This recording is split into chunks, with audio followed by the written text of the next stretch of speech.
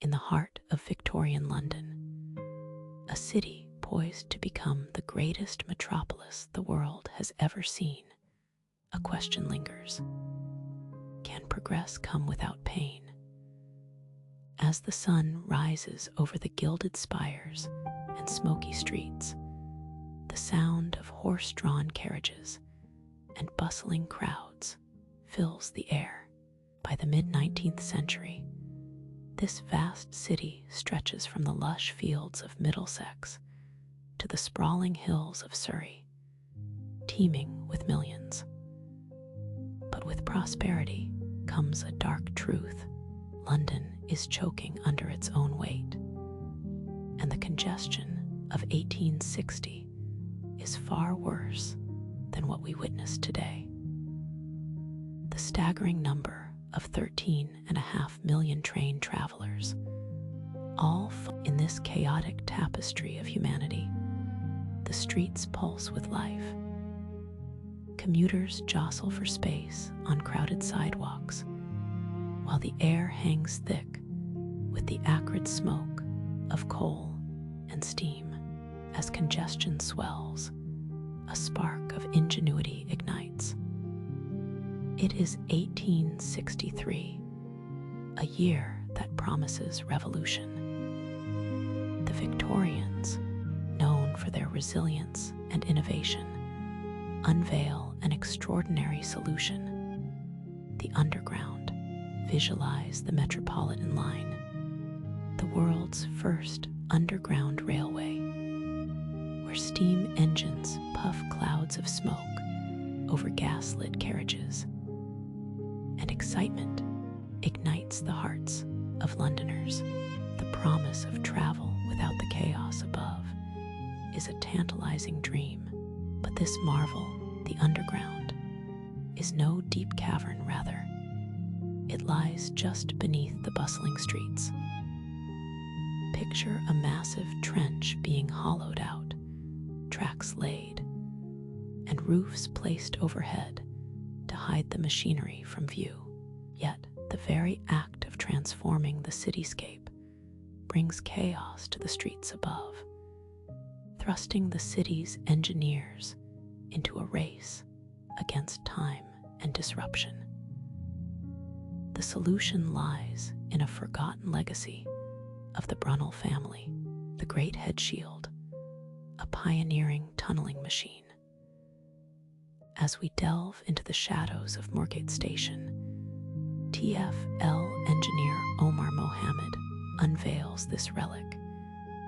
It's simple, yet profound. With the Great Head Shield, miners work tirelessly, carving out the earth and providing essential safety to those above. The iron tracks are laid, forming the first proper tube line, forever altering London's underground landscape. By the late 1880s, the Underground has metamorphosed into an essential lifeline for millions, whisking them through a city transformed. But as the sun sets on this era of progress, a new crisis looms. The relentless growth pushes families into overcrowded slums on the city's fringes. Within the crumbling walls of the Old Nickel, historian Hallie Rubin reveals the stark reality of life in these streets. Imagine a labyrinth of 20 narrow streets, where 6,000 souls huddle together in dilapidated homes, often 8 or more in a single cramped room. The air is thick with despair, and sanitation is a forgotten word. The annual death rate here doubles the city's average, a haunting backdrop to the bright lights of Victorian prosperity. As we listen to Rubin's insights, we feel the weight of the twilight of the Victorian era casts shadows of inequality. As Charles Booth, a social reformer, embarks on a mission to unveil the grim reality of London's hidden poverty. statistics, Booth reveals a shocking truth. 1/3 of Londoners live in poverty.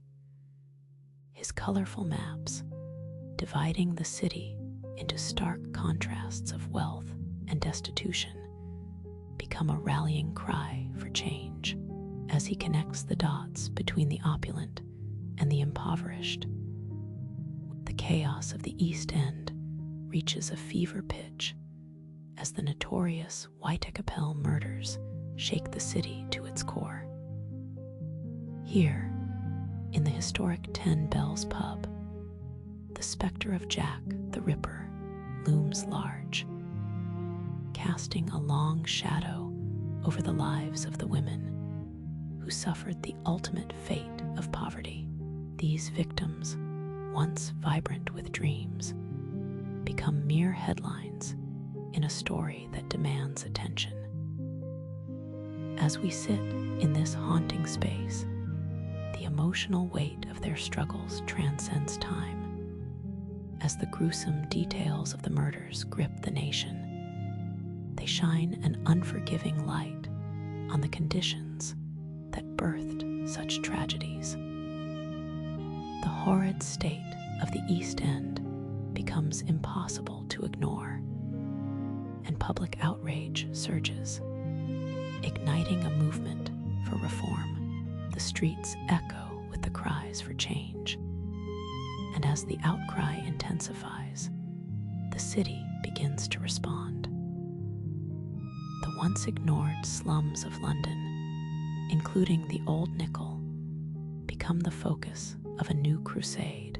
The dawn of the 20th century approaches, bringing with it the promise of a new era. The city that emerges from the rubble is a mosaic of hope and despair, forever altered by the strides made in transportation and the advocacy for the downtrodden. The population has swelled to over 5 million, but the scars of poverty run deep.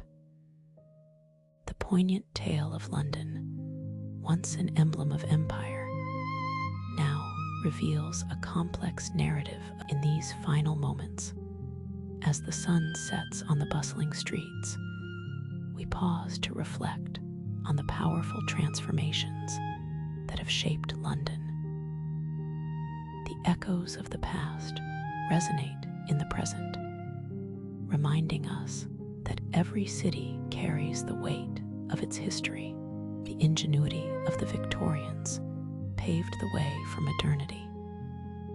Yet the shadows of poverty and inequality still linger. Join the journey through the intricate tapestry of London's past, where progress and struggle intertwine. Hit the subscribe button and turn on notifications to uncover the hidden stories beneath the surface of this iconic city. The narrative of London is far from over.